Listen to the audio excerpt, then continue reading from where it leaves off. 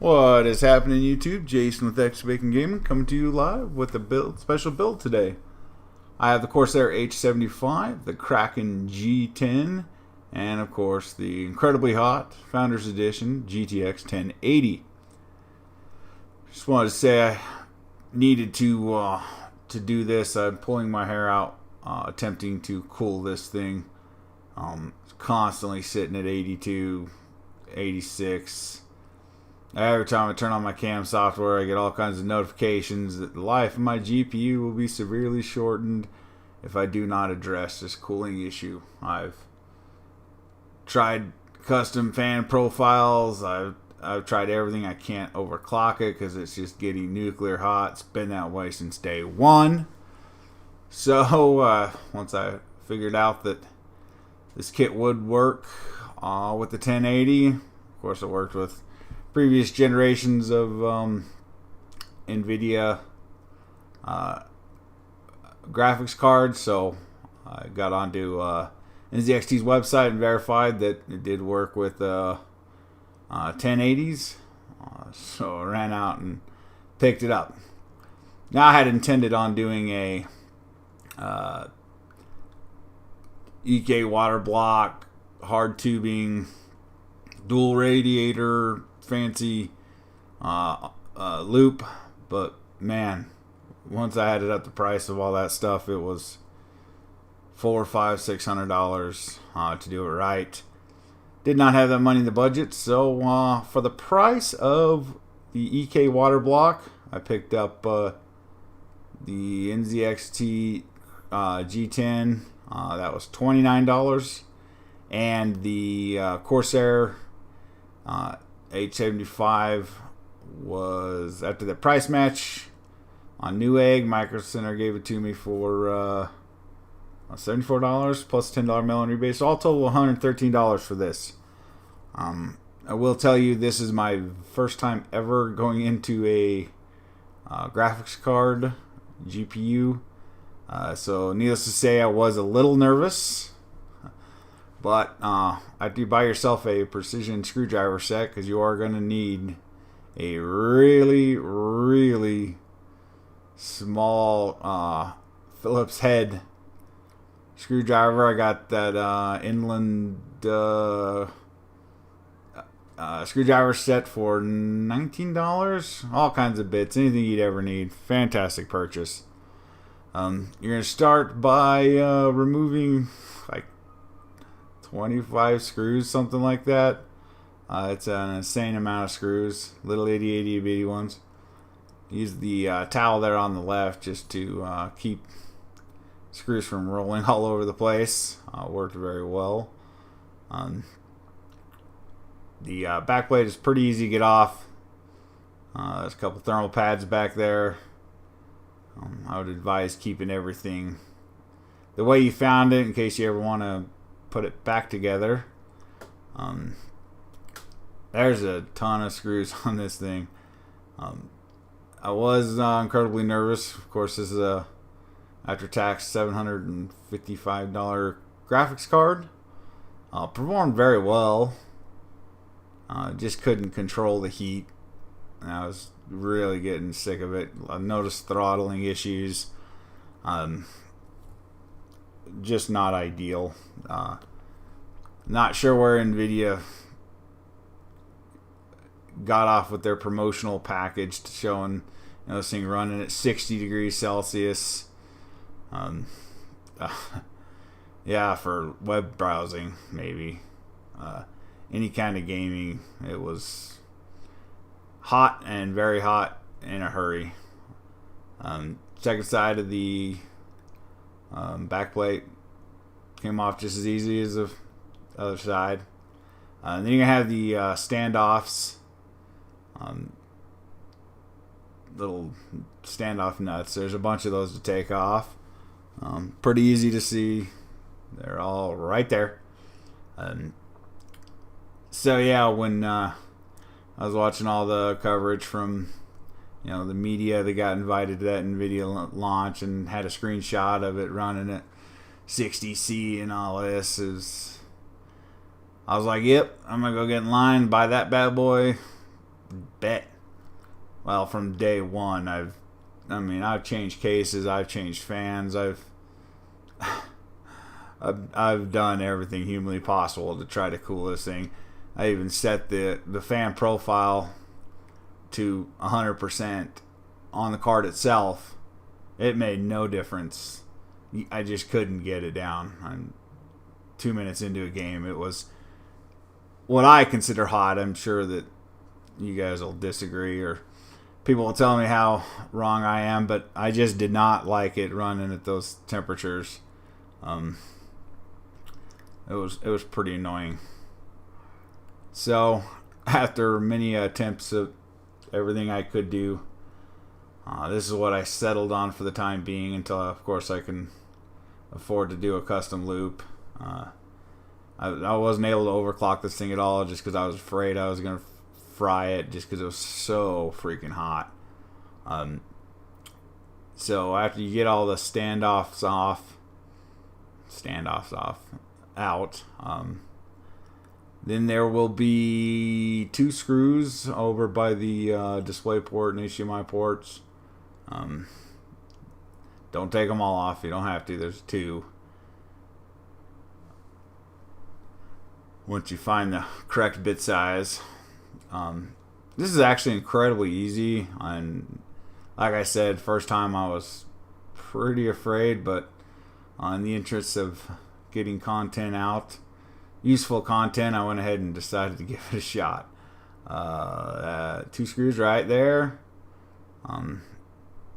Easy get out. All these screws had Loctite on them. I'm still not sure what they were thinking there, but had no problems getting any of the screws off. Did have a problem keeping the screwdriver in my hand. No need to mess around with the blower or anything on the other side of the card. It'll all come off as one assembly. I'm sure most of you have seen videos, if you have a 1080, of taking these apart. So, yep, can't keep a hold of that screwdriver.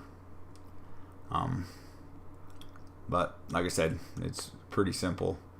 I was going to try to keep all the screws straight, but there's big screws and then all those little screws, so not much to keep straight and keep separate.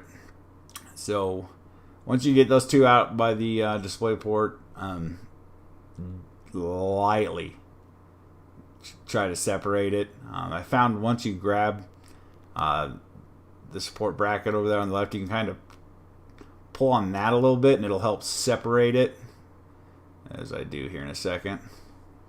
Never mind the bad hair, guys. I was so nervous that I really took it easy trying to get that thing separated. And then once it does separate, the little 2 connectors there are not easy by any stretch of the imagination. Again, feel like you're gonna break stuff, but it is pretty well made.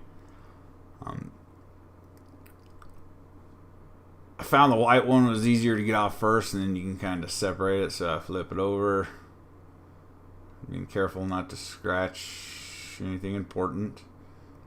For the guys that get their video cards and they instantly take them apart to apply their own thermal paste, which makes sense to me.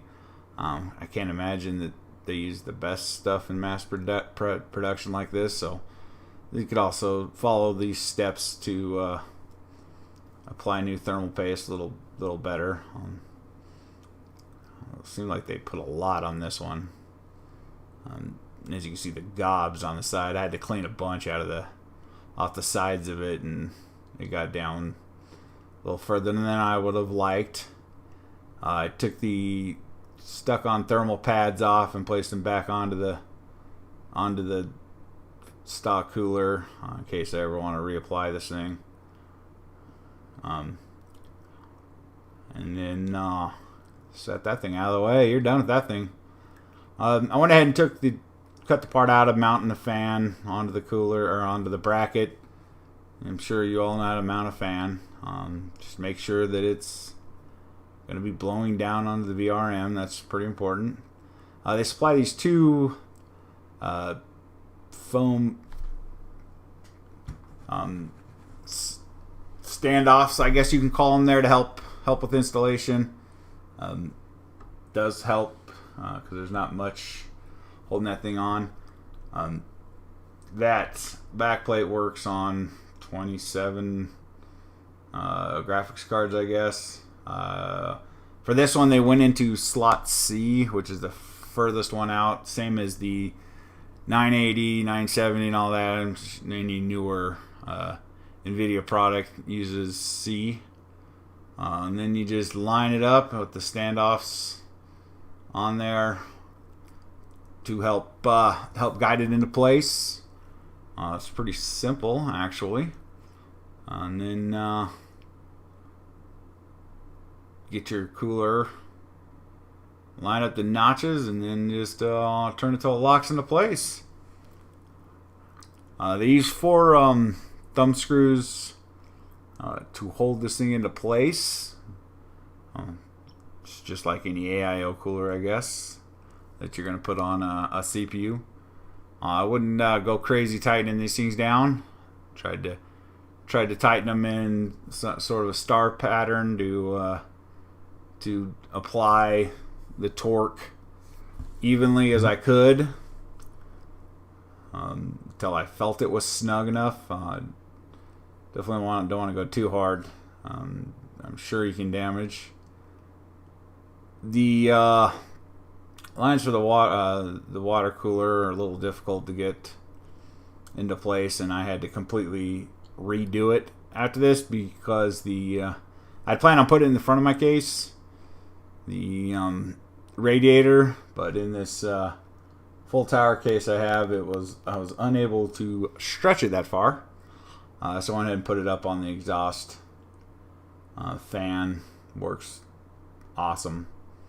I do like that the 75 comes with 2 fans for push-pull with this little radiator. I felt that would help keep things cool. And then I'll show you here in a second that it does look like I got even contact with the cold plate. There it is. I just used the thermal paste that came with it. And there it is installed. That is my Skylake 6700K build. Yeah, it's not an elegant solution. It's definitely not as pretty as it used to be, but it is incredibly functional. Could look prettier, but for the time being, it is what it is.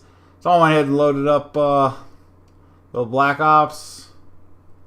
I'll show you. I'm running 4K. Bam.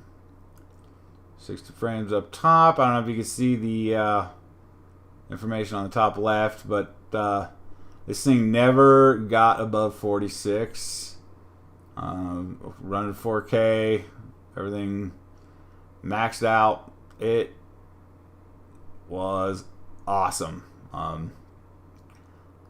At no point did I ever notice any lag, any tearing, any throttling. This was just at the stock settings, whatever the base clock is, 1608 or 1605, whatever it is. After this game, I went ahead and bumped it up to 2100 for the clock speed, and it maintained it the entire time. Again, never getting above 46 or 49, which before I was getting crazy high numbers. And this is the cam software showing the GPU temp, and this was with the overclock, the 46, 44. Never ever did it ever even reach 50. Amazing. The performance was out of this world. And then I had to record it this way because for some reason Shadowplay quit working on me. I'm going to have to look into that. But if you see the middle box there, the temperature max was 47 and the core clock was 2183. Never even dreamed of getting those with the stock cooler. I mean, I'm sure I could have. I just did not feel comfortable. Works amazing. Anyone can do it. Again, for $113, can't beat it. Thanks for taking the time to watch, guys. This is Jason with X Bacon Gaming again. If you guys liked it, please slap a like and subscribe. It helps me out a lot. Thank you.